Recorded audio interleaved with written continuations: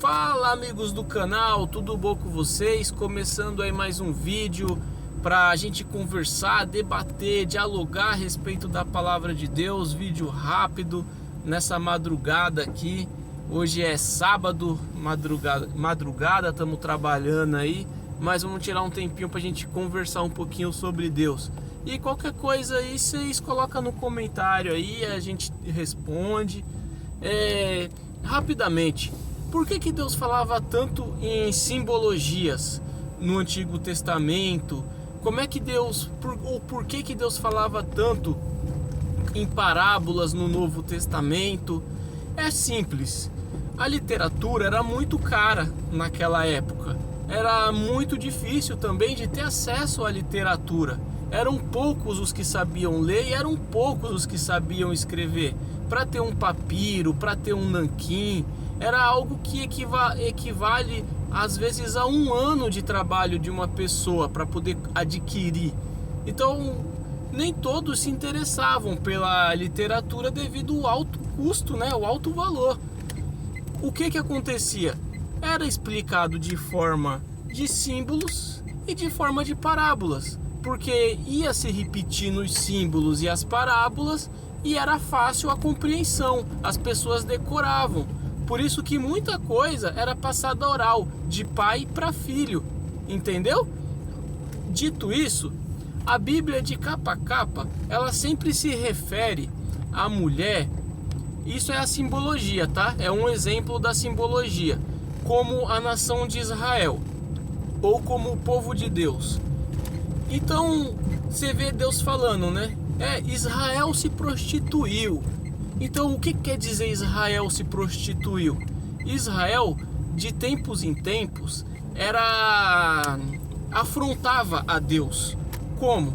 Começava a adorar outros deuses. E quando Israel começava a adorar outros deuses, essa era a forma de Deus falar para Israel que Israel estava errando. Era pegar e falar que Israel estava cometendo adultério. E como que era esse adultério aí de Israel?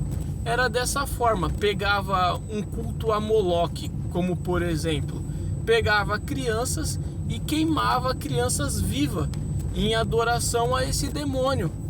Então, não é que Deus castiga Israel, que Deus iria castigar Israel.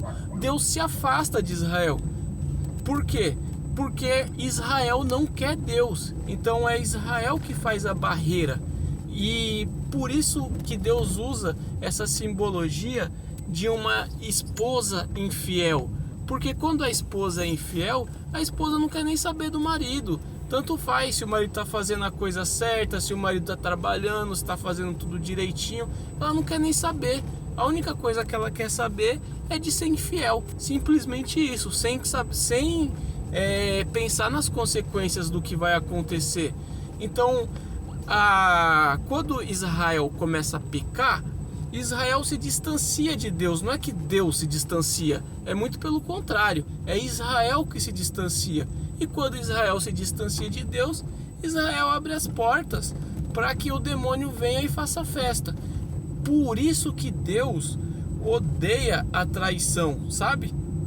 Por isso que você vai ver na Bíblia, sempre seguido de adultério, sempre seguido assim desses pecados mais carnais, algum problema muito sério, como é o caso de Gênesis. Você vê lá falando, né, dos filhos de Deus que se uniram com as mulheres, que existe até um problema teológico em cima disso, que muitos entendem de uma forma, outros entendem de outra, não vamos entrar no mérito. Se a gente vê Sodoma e Gomorra chegou num ponto que estavam querendo até estuprar os anjos. Olha que loucura que estava Sodoma e Gomorra. Está lá em Gênesis, é só ler. Quando você lê Oséias, você vê da mesma forma. Quando você lê Oséias, você vê falando de uma mulher adúltera, sempre nessa simbologia, sempre com essa simbologia. E por que Deus odeia tanto a traição?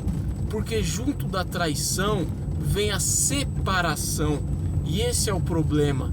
Porque quando o próprio nome já diz separado, poxa, cara, isso é horrível, porque Deus, ele é o protetor, e a nação decidiu se separar, vai colher aquilo que está plantando. A gente vive debaixo de semeadura. Na vida da gente hoje é a mesma coisa. Por que Deus odeia a traição? Por causa que depois da traição vem a separação. Depois da separação vem a desconfiança. E é criado vários e vários problemas em cima disso. Como, por exemplo, se tiver filhos, o que vai ser dessa geração? Porque a criança não sabe, ou o adolescente vai crescer como? Sem o carinho da mãe direito e também sem a correção do pai. E para longo prazo é uma tragédia muito grande. Por isso que de tempos em tempos a nação se desviava, porque começava de forma desenfreada o pecado sexual, nascia filho à torto e à direita, e o que acontecia? As crianças cresciam sem base, sem aquela base dos pais. E aí, quando eles eram adultos, eles começavam a adorar aqueles deuses que eram mais legais, que eram mais bacanas.